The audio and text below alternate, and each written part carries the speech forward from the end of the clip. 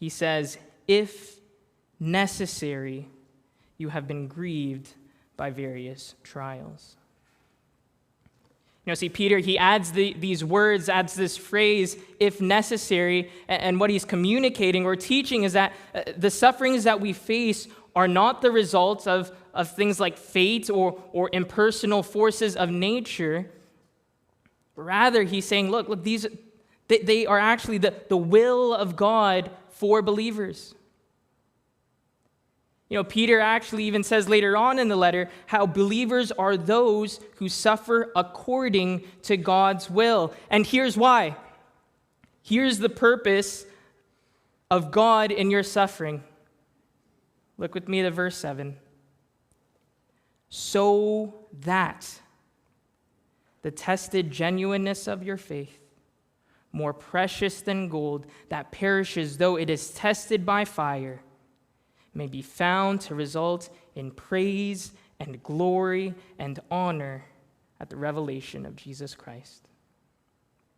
Now, this doesn't mean suddenly that suffering becomes somehow enjoyable.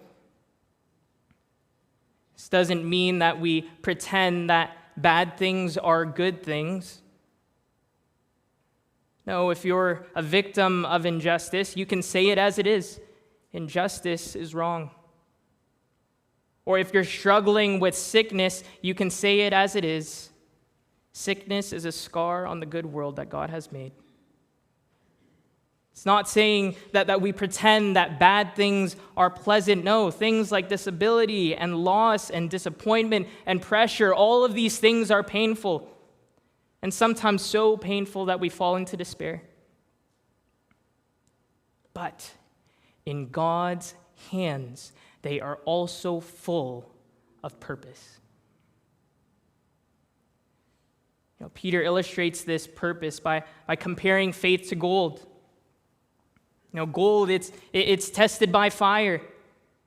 And so just as men used fire to distinguish true gold from counterfeit, God uses fiery trials to distinguish genuine faith from superficial profession. Trials, what do? They prove that our faith is real. And those who truly believe, they will continue to trust God when difficulties come.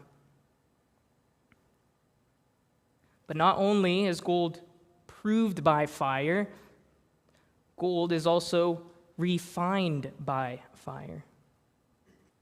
God allows suffering in our lives to wean us from idols, to unsettle our self-reliance, to display His power, and to direct us towards heaven.